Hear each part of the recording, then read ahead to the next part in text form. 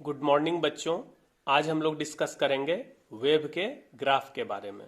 तो आज का टॉपिक है सम ग्राफ। पहला है standard equation of a wave. पहला क्या है? Standard equation of a wave. किसी वेव का स्टैंडर्ड इक्वेशन क्या होता है? y equal to A sine omega t. ये स्टैंडर्ड इक्वेशन है वेव का। और यहां पर ए क्या है? एम्पलीट्यूड। ओमेगा क्या है? Angular frequency.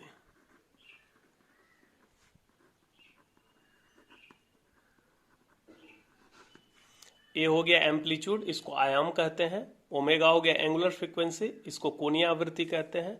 और साइन के भीतर जो एंगल है ओमेगा टी, ये ओमेगा इंटू टी, इसको कहते हैं phase at time T,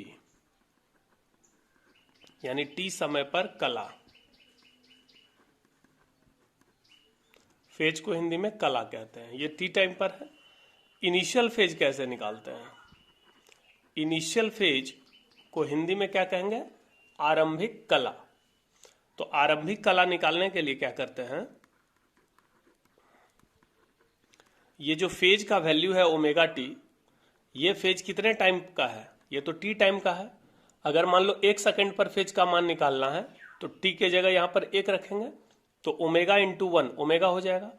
phase का मान 2 सेकंड पे निकालना हो तो टी के जगह 2 रखेंगे तो 2 ओमेगा।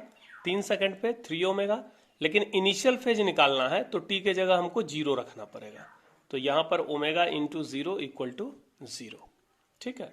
तो इस ग्राफ, ये जो स्टैंडर्ड इक्वेशन है y equal to A sine omega t, इसमें याद रखिएगा ए हो गया एम्पलीट्यूड, ओमेगा हो गया angular frequency, omega into T, इस एंगल को हम फेज कहते हैं। ये जनरल फेज है, टी टाइम का फेज है। ठीक है। और इनिशियल फेज कितना हो गया आपका? 0। जबकि जनरल इक्वेशन क्या होता है? General equation of a wave. किसी वेव का जो जनरल इक्वेशन होता है वो होता है y equal to A sine omega T plus five. ये जनरल इक्वेशन है जहां ए एम्पलीट्यूड है, ओमेगा एंगुलर फ्रीक्वेंसी है, और साइन के भीतर जो ये पूरा का पूरा एंगल है, यानी यहां से यहां तक, ये फेज है।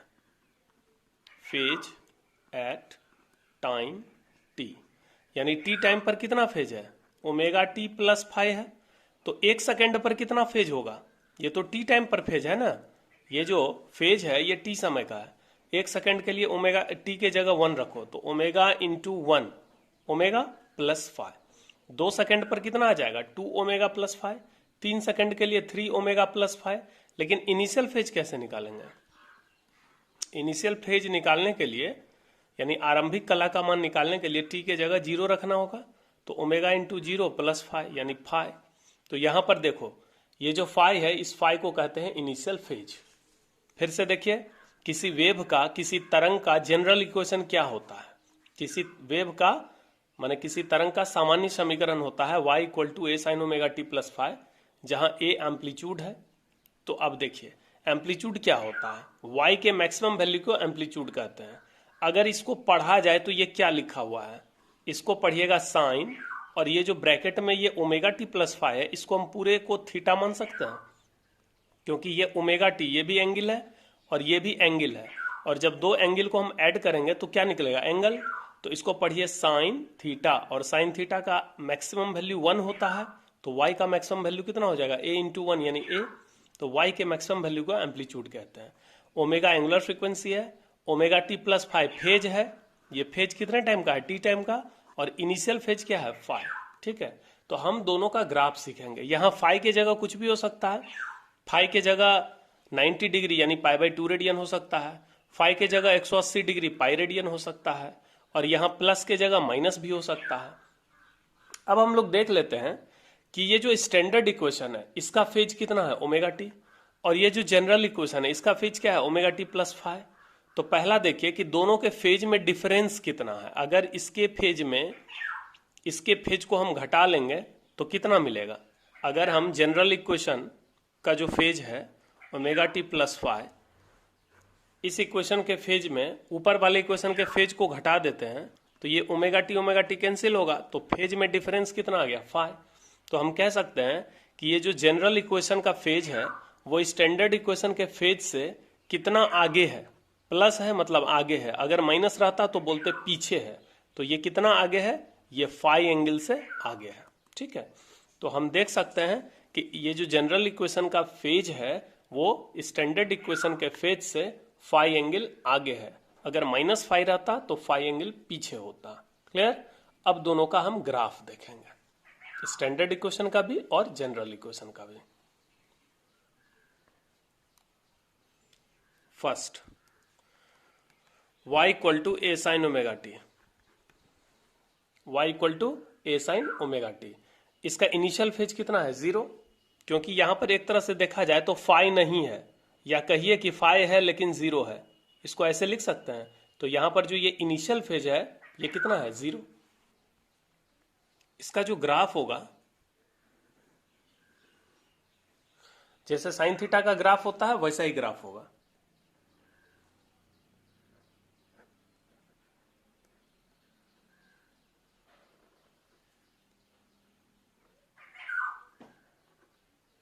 ये ग्राफ है y equal to A sine omega t का। ठीक है, इस ग्राफ में देखिए ये वेव कहां से स्टार्ट हो रहा है? ओरिजिन से।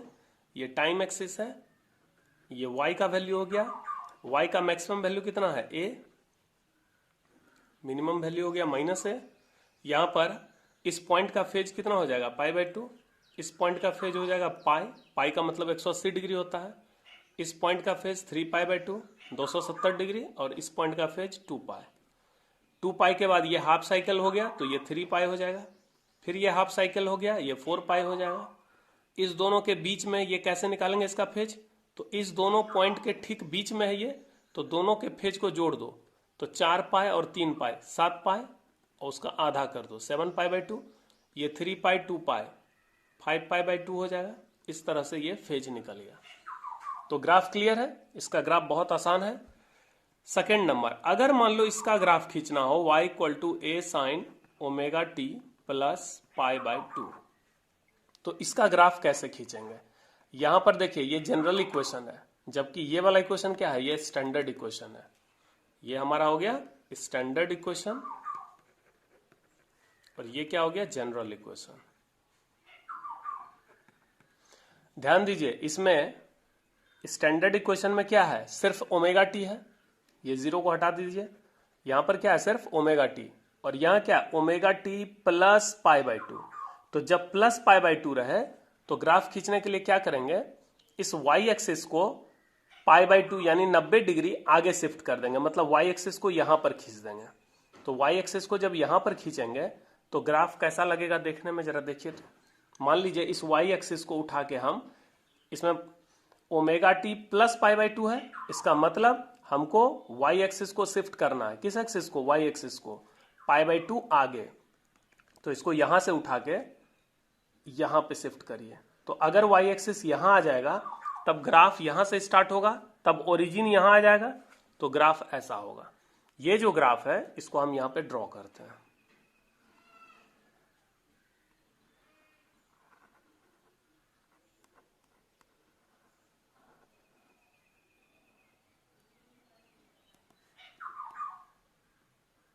ये a हो गया एम्पलीट्यूड, ठीक है। ये यहां से यहां, ये कितना हो जाएगा? ये हो जाएगा π/2। यहां से यहां ये पाई हाफ साइकिल है, तो पाई, तो π/2 में पाई जोड़ेंगे तो ये कितना हो जाएगा? 3π/2। फिर यहां से यहां हाफ साइकिल, तो 3π/2 में पाई जोड़ेंगे 5π/2। इस तरह से ये आगे बढ़ते जाएगा। तो हम देख सकते हैं कि ये जो जनरल इक्वेशन है इसका ग्राफ देखिए कहां से स्टार्ट हो रहा है। तो जनरल इक्वेशन का ग्राफ स्टार्ट हो रहा है यहां से, टॉप पॉइंट एम्पलीट्यूड से, जबकि स्टैंडर्ड इक्वेशन कहां से स्टार्ट हो रहा है? यहां डायरेक्ट ओरिजिन से स्टार्ट हो रहा है। अब मान लीजिए यहां पर -π/2 रहता तो क्या करते हैं? तो अगर +π/2 रहेगा तो y एक्सिस को 90 डिग्री यानी π/2 रेडियन आगे शिफ्ट कर दिया गया। अगर -π/2 रहता तो इस y एक्सिस को हम 90 डिग्री पीछे शिफ्ट करते हैं। इसको समझिए कैसे होगा।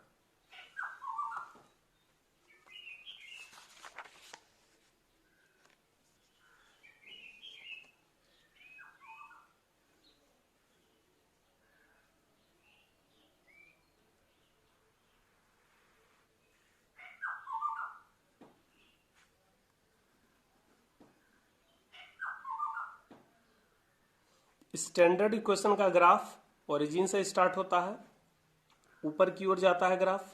ये ग्राफ किसका है? ये ग्राफ है y equal to A sine omega t का। क्लियर है? अब हमको किसका ग्राफ चाहिए? y equal to A sine omega t minus pi by two. अगर प्लस पाई बाई टू रहेगा तो ये y एक्सिस को यहां पर लाएंगे, तो ग्राफ कहां से स्टार्ट होगा? एकदम यहां से, टॉप से, मतलब यहां से स्टार्ट होगा ऐसे करके।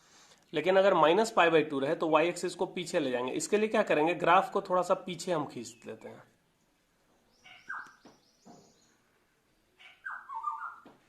ये आपका स्टैंडर्ड इक्वेशन का ग्राफ है, इसको थोड़ा सा पीछे बढ़ाया गया है ताकि y एक्सिस को हम पीछे ले सकें। अब ये जान रहे हैं, ये जो एंगल है, ये जो फेज होगा इस पॉइंट का, ये नेगेटिव में जाएगा, ये माइनस पाई बाई टू होगा, ये माइनस पाई होगा, इस तरह से ये फेज होगा। तो अगर y एक्सिस को हम, ये जो y एक्सिस है, इसको हम 90 डिग्री पीछे शिफ्ट करेंगे तो यहां पर आएगा। अब इस y एक्सिस को भूल जाइए, ओरिजिन कहां चला जाएगा? यहां पर। ये हमारा यहां से, मतलब y एक्सिस तो शिफ्ट हो गया, तो ग्राफ मेरा ऐसा हो जाएगा यहां से। इस ग्राफ को हम फिर से ड्रॉ करते हैं। Time axis, y axis, graph कहां से स्टार्ट है? ओरिजिन के ठीक नीचे से, मतलब ओरिजिन ये पॉइंट हुआ ना, तो यहां नीचे से ग्राफ स्टार्ट है। तो ये ग्राफ किसका आ गया? ये ग्राफ आ गया y equal to A sine omega t minus pi by two. ये इसका ग्राफ आ गया। अगर y equal to A sine omega T plus pi by two रहे तो ग्राफ कहां से स्टार्ट हो जाएगा? ऊपर से, ऐसे। ये किसका ग्राफ है? y equal to A sine omega T plus pi by two. और स्टैंडर्ड ग्राफ तो जान ही रहे हैं, ये जो ग्राफ है, ये किसका ग्राफ है? ये है y equal to A sine omega t. तो स्टैंडर्ड ग्राफ को याद रखना है, ये वाला ग्राफ को याद रखिए। बस प्लस पाई बाई टू अगर रहेगा तो y एक्सिस को यहां शिफ्ट करके, ओरिजिन को यहां शिफ्ट करके, तब ग्राफ यहां से स्टार्ट हो जाएगा ऊपर से, हाफ साइकिल से। अगर माइनस पाई बाई टू रहे तो फिर y एक्सिस को पीछे शिफ्ट कर लेंगे। मान लीजिए आपको इसका ग्राफ खींचना है, y equal to A sine omega T plus pi, इसका ग्राफ खींचना है। तो इसका ग्राफ खींचने के लिए पहले स्टैंडर्ड इक्वेशन का ग्राफ देख लेते हैं। स्टैंडर्ड इक्वेशन का ग्राफ ये हो गया, जो ओरिजिन से स्टार्ट होता है, ऊपर की ओर ऐसे जाएगा। अब यहां पर क्या है? Plus pi. यहां तो y equal to A sine omega t, इसका ग्राफ आ गया। अब देखिए, ये प्लस पाई का मतलब y एक्सिस को पाई रेडियन यानी 180 डिग्री आगे शिफ्ट करना। मतलब ये वाला जो y एक्सिस है, ये तो पाई हो गया ना, तो यहां पर आ जाएगा। ये पाई हो गया, ये हाफ साइकिल मतलब पाई रेडियन होता है, तो y एक्सिस यहां आ जाएगा, ओरिजिन यहां आ जाएगा। तब देखिए ग्राफ यहां से स्टार्ट होगा। मतलब ये जो ग्राफ है, ये ग्राफ किसका है? y equal to A sine omega T plus pi. इसको हम अगर फिर से खींच लें यहां पर, तो ये ग्राफ कुछ ऐसा दिखेगा, ऐसा। तो ये ग्राफ किसका हो गया? y equal to A sine omega T plus pi का। अब मान लो हमको ड्रॉ करना है y equal to A sine omega t minus pi, इसका ग्राफ ड्रॉ करना, इसका। तो इसका ग्राफ ड्रॉ करने के लिए हम लोग पहले स्टैंडर्ड इक्वेशन का ग्राफ खींचते हैं।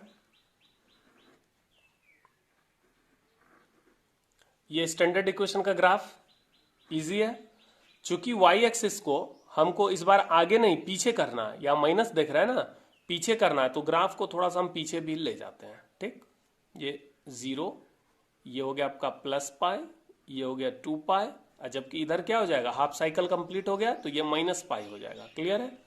ये y एक्सिस है। ये तो हुआ आपका स्टैंडर्ड इक्वेशन का ग्राफ। लेकिन अगर इसका ग्राफ खींचना है जनरल इक्वेशन का, तो ये माइनस पाई का मतलब हो गया कि इस y एक्सिस को आपको पाई रेडियन पीछे करना, मतलब यहां, ओरिजिन यहां चला आएगा, इस वाई एक्सिस को आप भूल जाइए, हटा दीजिए, तो ग्राफ ऐसा हो जाएगा। मतलब इस ग्राफ को खींचा जाए तो ये ऐसा लगेगा।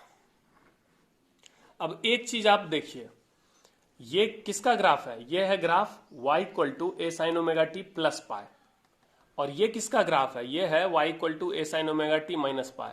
ये दोनों ग्राफ एक जैसा है कि नहीं? बिल्कुल सिमिलर ग्राफ है। क्लियर है? ये दोनों ग्राफ क्या है? बिल्कुल एक जैसा है। तो याद रखेंगे y equal to A sine omega T plus pi हो या माइनस पाई हो, दोनों का ग्राफ सेम होगा। ठीक है, इसको देख लीजिए थोड़ा सा।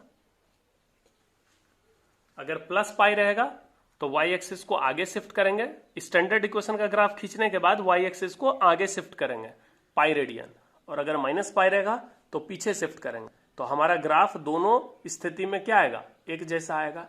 लेकिन अगर प्लस पाई बाई टू रहे तो ग्राफ ऊपर से स्टार्ट होगा, माइनस पाई बाई टू रहे तो नीचे से स्टार्ट होगा। देखिए इस दोनों ग्राफ में फर्क है, प्लस पाई बाई टू और माइनस पाई बाई टू दोनों के ग्राफ में थोड़ा सा फर्क है, लेकिन प्लस पाई और माइनस पाई दोनों के ग्राफ में कोई फर्क नहीं है।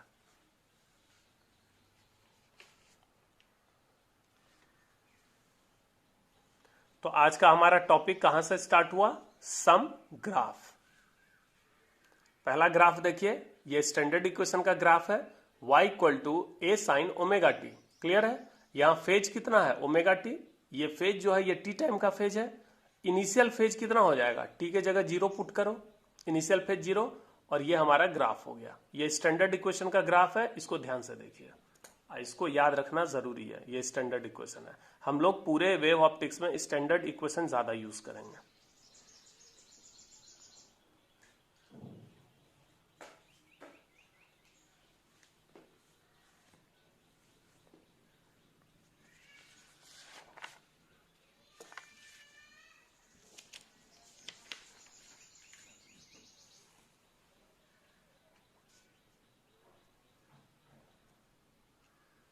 सेकेंड ग्राफ देखिए, y equal to A sine omega T plus pi by two. यहां पर फेज कितना है? यहां पर जो फेज है टी टाइम पर वो है omega T plus pi by to. Initial phase कितना हो गया? टी के जगह जीरो सेट कर दो, पाई बाई टू। तो चूंकि यहां पे प्लस पाई बाई टू है तो ग्राफ यहां ऊपर से स्टार्ट होगा। देख रहे हैं? यहां टॉप से, ये ओरिजिन से स्टार्ट नहीं होगा, ऊपर से। अभी हमने बताया ट्रिक इस ग्राफ को डिजाइन करने का। फिर थर्ड नंबर है y equal to A sine omega t minus pi by two. तो माइनस पाई बाई टू रहे तो ग्राफ यहां नीचे, यहां जो एम्पलीट्यूड होता है जहां पर माइनस से जहां लिखते हैं वहां से ग्राफ स्टार्ट होगा। इस तरह से ग्राफ आगे जाएगा। y equal to A sine omega T plus pi रहे तो भी स्टैंडर्ड इक्वेशन ऊपर से स्टार्ट होता है, ओरिजिन से ऊपर से स्टार्ट होता है, और ये भी ओरिजिन से स्टार्ट होगा बट नीचे से स्टार्ट होगा, ऐसे करके। ठीक है?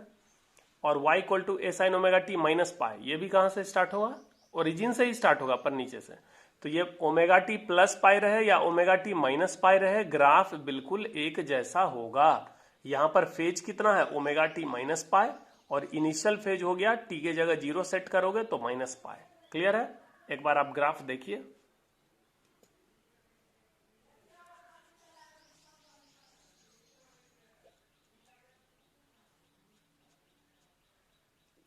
ठीक है, अब हम आगे बढ़ते हैं।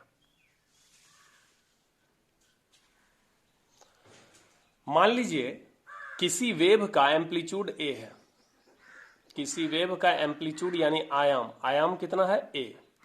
अगर किसी वेव का एम्पलीट्यूड ए है तो उस वेव का इंटेंसिटी को हिंदी में तीव्रता कहते हैं। इंटेंसिटी को क्या कहते हैं? तीव्रता। और एम्पलीट्यूड को क्या कहते हैं? आयाम। तो अगर किसी वेव का एम्पलीट्यूड ए है तो उसी वेव का जो इंटेंसिटी होगा उसको हम आई से डिनोट करते हैं। आई का मतलब हो गया इंटेंसिटी, जिसका वैल्यू होता है k इंटू ए स्क्वायर। अगर किसी वेव का एम्पलीट्यूड ए हो तो उसका इंटेंसिटी क्या हो जाएगा? k इंटू ए स्क्वायर, जहां k एक कांस्टेंट है और a एम्पलीट्यूड है। इसका मतलब क्या हुआ कि अगर किसी वेव का एम्पलीट्यूड हम बढ़ाएंगे तो इंटेंसिटी बढ़ेगा। अगर एम्पलीट्यूड को हम डबल कर दें यानी a के जगह हम 2a कर दें तो जब 2a का स्क्वायर करेंगे तो 4a स्क्वायर हो जाएगा, यानी इंटेंसिटी 4 गुना बढ़ जाएगा। अगर किसी वेव के एम्पलीट्यूड को हम 3 गुना बढ़ाएं तो इंटेंसिटी 3 का स्क्वायर 9 गुना बढ़ जाएगा। इसको हम ग्राफ में दिखाते हैं।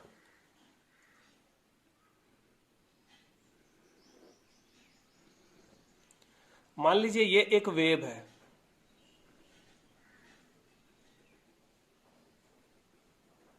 इसका एम्पलीट्यूड है ए, इस वेव का एम्पलीट्यूड ए है, और मान लीजिए इस वेव का जो तीव्रता है यानी इंटेंसिटी वो आई है। ठीक, ये दूसरा वेव है जो थोड़ा बड़ा है, इसका एम्पलीट्यूड कितना है 2a, यानी पहले वाले वेव के एम्पलीट्यूड से 2 गुना बड़ा है। तो जब एम्पलीट्यूड 2 गुना बड़ा होगा तो इस नए वाले वेव का जो इंटेंसिटी होगा वो पुराने वाले से 4 गुना अधिक होगा। अभी हमने बताया I बराबर KA² होता है, तो अगर एम्पलीट्यूड 2 गुना बढ़ेगा तो इंटेंसिटी 4 गुना बढ़ जाएगा। तो ये जो पहला वाला वेव है, ये देख रहे हैं, ये छोटा वाला, ये पहला वाले वेव का एम्पलीट्यूड A है और इंटेंसिटी I है, दूसरे का एम्पलीट्यूड डबल हो गया 2a, तो इसका इंटेंसिटी 4 गुना हो गया 4i। अगर एक और वेव लेते हैं जिसका एम्पलीट्यूड 3a लेते हैं, थोड़ा और बड़ा बड़ा एम्पलीट्यूड, तो जितना बड़ा एम्पलीट्यूड होगा इंटेंसिटी उतना अधिक होगा। इसका एम्पलीट्यूड है 3a, देख रहे हैं ये बहुत ऊपर तक जा रहा है, नीचे तक जा रहा है, इसका एम्पलीट्यूड 3a है, तो इसका जो इंटेंसिटी होगा वो 9i हो जाएगा। कितना गुना बढ़ जाएगा? 9 गुना बढ़ जाएगा। ठीक है, तो ये इंपॉर्टेंट फॉर्मूला, इसको याद रखेंगे। अगर एम्पलीट्यूड बढ़ेगा इंटेंसिटी बढ़ेगा। किसी तरंग का आयाम, आयाम मतलब ये जो हाइट देख रहे हैं, इस हाइट को जितना बढ़ाएंगे इसका इंटेंसिटी उतना बढ़ेगा। ए बढ़ाने पर आई बढ़ता है, लेकिन स्क्वायर के फॉर्म में बढ़ता है। अगर ए को डबल करेंगे तो 2 का स्क्वायर 4 गुना बढ़ेगा, 3 गुना बढ़ाएंगे 9 गुना बढ़ेगा, इस तरह से। ठीक है,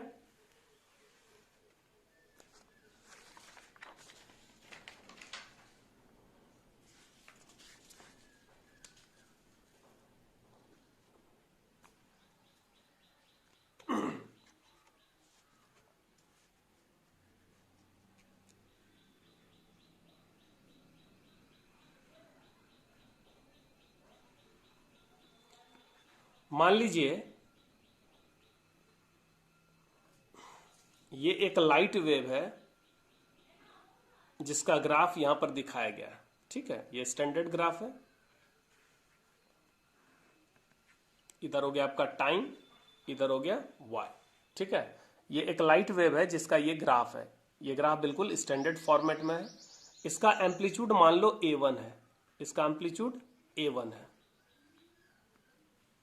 ये -a1 हो जाएगा। ठीक है, और मान लो इसका एंगुलर फ्रीक्वेंसी ओमेगा है, तो इसका इक्वेशन क्या हो जाएगा? इसका इक्वेशन हो जाएगा y इक्वल टू, चूंकि एम्पलीट्यूड a1 है तो यहां पर a1 साइन, स्टैंडर्ड इक्वेशन है तो इनिशियल फेज कितना हो गया 0, तो यहां लिखेंगे ओमेगा टी, और इनिशियल फेज 0 है, ग्राफ यहां 0 से स्टार्ट हो रहा है ओरिजिन से, तो यहां पर +0 यानी सिर्फ ओमेगा टी लिखेंगे। ये स्टैंडर्ड इक्वेशन हो गया, y equal to a1 sine omega t. ये इस ग्राफ का इक्वेशन मिल गया हमको। अब मान लो एक और लाइट वेव है,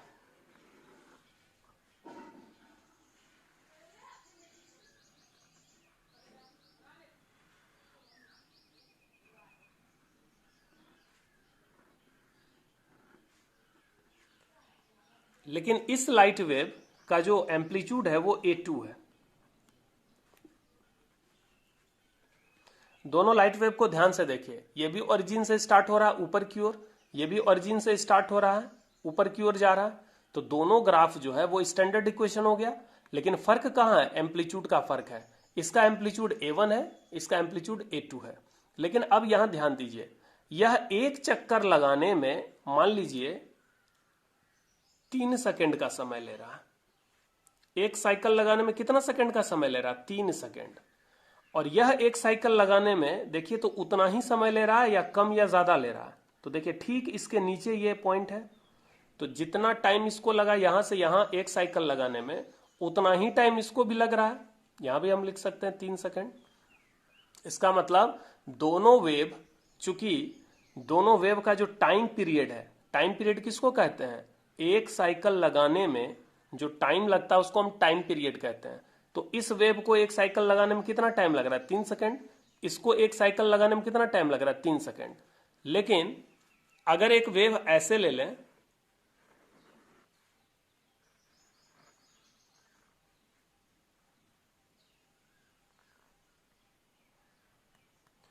अब देखिए, ध्यान से देखिए, ये 3 सेकंड में सिर्फ एक चक्कर लगा रहा है, ये वाला 3 सेकंड में एक चक्कर लगा रहा है, लेकिन ये वाला वेव 3 सेकंड में 1, 2, ढाई, ये 2.5 चक्कर लगा रहा है। ठीक है, तो इसका मतलब ये वेव और ये वेव, दोनों वेव का टाइम पीरियड सेम होगा। क्लियर है? तो टाइम पीरियड अगर सेम है, यानी हम लिख सकते हैं इसका कैपिटल टी और इसका कैपिटल टी सेम होगा। अगर टाइम पीरियड सेम होगा तो इसका मतलब है फ्रीक्वेंसी भी सेम होगा, क्योंकि टाइम पीरियड का उल्टा होता है फ्रीक्वेंसी। ये जो लीनियर फ्रीक्वेंसी है ये सेम होगा। मान लो इसका टाइम पीरियड 3 सेकंड है, तो इसका लीनियर फ्रीक्वेंसी 1/3 हर्ट्ज होगा। इसका टाइम पीरियड भी 3 सेकंड है, तो इसका भी लीनियर फ्रीक्वेंसी 1/3 हर्ट्ज होगा। तो यानी टाइम पीरियड सेम होगा तो फ्रीक्वेंसी सेम होगा। अब फ्रीक्वेंसी सेम होगा तो एंगुलर फ्रीक्वेंसी भी सेम हो जाएगा। क्यों? क्योंकि ओमेगा बराबर होता है 2πf। ओमेगा का फॉर्मूला क्या होता है? 2πf। तो अगर इसका लीनियर फ्रीक्वेंसी मान लीजिए 1/3 है, तो ओमेगा हो जाएगा 2π इंटू 1/3, यानी 2π/3 रेडियन पर सेकेंड। और इसका भी लीनियर फ्रीक्वेंसी 1/3 हर्ट्ज है, तो यहां 1/3 रखेंगे तो 2π/3, यानी अगर टाइम पीरियड सेम होगा तो फ्रीक्वेंसी सेम होगा, फ्रीक्वेंसी सेम होगा तो एंगुलर फ्रीक्वेंसी सेम होगा। लेकिन अब देखिए, ये दोनों वेव जो है, ये दोनों वेव जो चल रहा है किस मीडियम में? एयर। तो एयर में इसका स्पीड कितना होता है? c, जिसका वैल्यू होता है 3 × 10⁸ मीटर पर सेकेंड। ठीक है, और ये भी वेव किस में चल रहा है? एयर में। तो एयर में कोई भी लाइट वेव हो, किसी भी कलर का लाइट वेव हो, सबका स्पीड सेम होता है।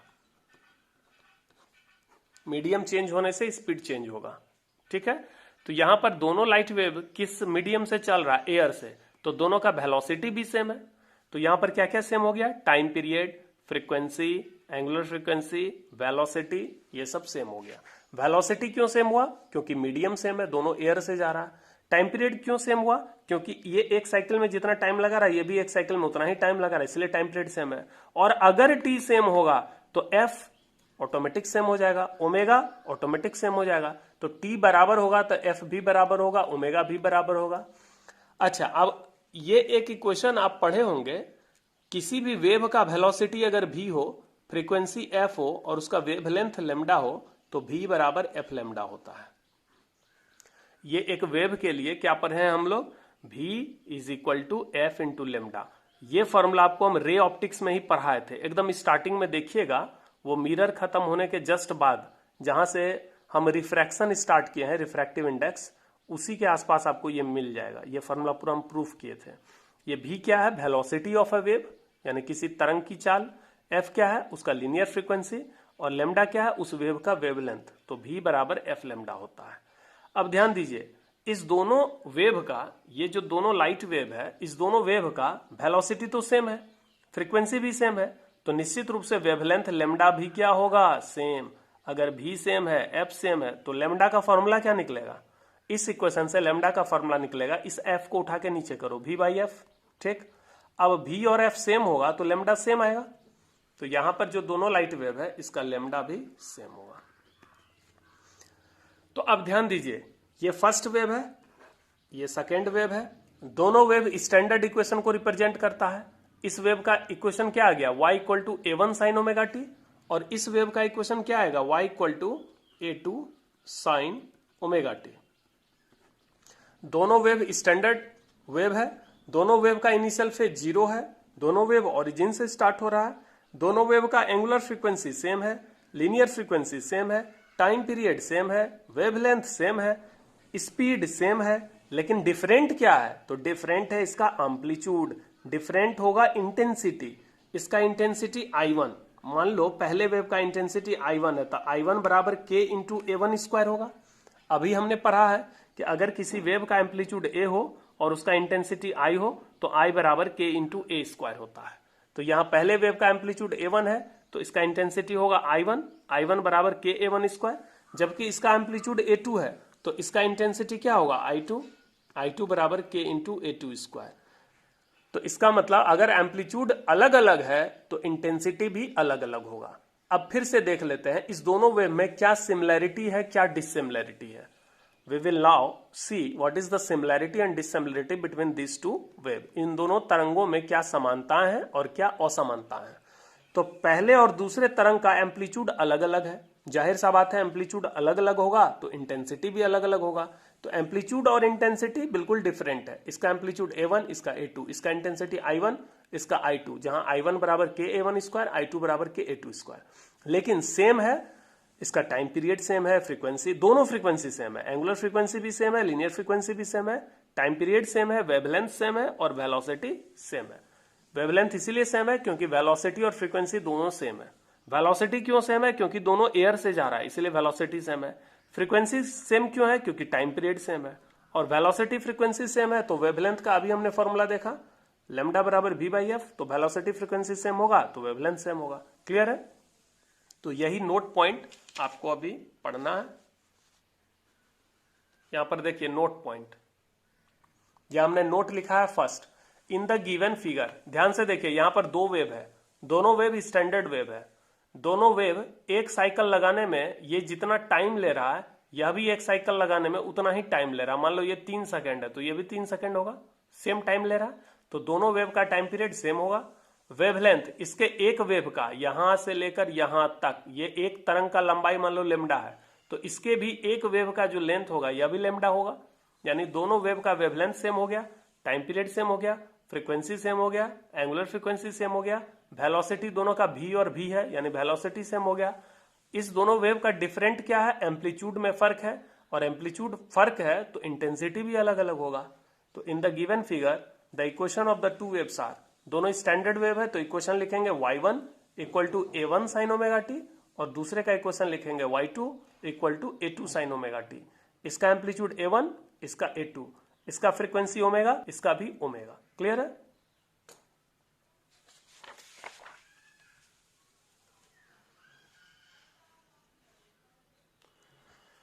Both wave have different amplitude and intensity. दोनों वेव का जो एम्पलीट्यूड है और इंटेंसिटी है वो डिफरेंट है, but their f, omega, t, v and lambda are same. लेकिन उनका जो लीनियर फ्रीक्वेंसी है, एंगुलर फ्रीक्वेंसी है, टाइम पीरियड है, वेलोसिटी है और वेवलेंथ है, ये सब सेम होगा। सेकेंड पॉइंट है, if amplitude of a wave is a, अगर किसी वेव का एम्पलीट्यूड ए हो, then its intensity will be I equal to k a square, where k equal to constant, clearly I proportional A square. अगर इस constant को हटा दें तो आई, ये जो आई है ये किसके समानुपाती हो जाएगा? ए स्क्वायर के। इसी समानुपाती को हटा के बराबर देंगे और ये के देंगे। इसका मतलब किसी वेव का जो इंटेंसिटी होता है वो उसके एम्पलीट्यूड के स्क्वायर के प्रोपोर्शनल होता है। ठीक है, तो आज हमने यहां तक पढ़ा, ग्राफ पढ़ा और ये दो नोट पॉइंट पढ़ा। अगले क्लास में हम लोग पढ़ेंगे सुपरपोजिशन ऑफ टू वेव्स। जहां देखिए सुपरपोजिशन ऑफ टू वेव्स यानी दो तरंगों का अध्यारोपण। तो अध्यारोपण का मतलब होता मिलना। जब एक तरंग और जब मान लीजिए दो तरंग एक दूसरे से मिलता है किसी बिंदु पर जाकर, ये एक तरंग है जो S1 सोर्स से चला, ये S1 सोर्स ऑफ लाइट है जहां से ये चला, और ये दूसरा वेव है, लाइट वेव है जो S2 सोर्स से चला। यह दोनों लाइट वेव कहां पर मिल गया? बिंदु P पर। और जब दोनों लाइट वेव मिल जाएगा, मिक्स हो जाएगा, तो इसको अध्यारोपण कहते हैं। अध्यारोपण का मतलब दो तरंगों का आपस में मिलना, और मिलने से एक नया तरंग बनेगा जिसको रिजल्टेंट वेव कहते हैं यानी परिणामी तरंग। तो इसके बारे में हम लोग अगले वीडियो में पढ़ेंगे। ठीक है बच्चों, थैंक यू।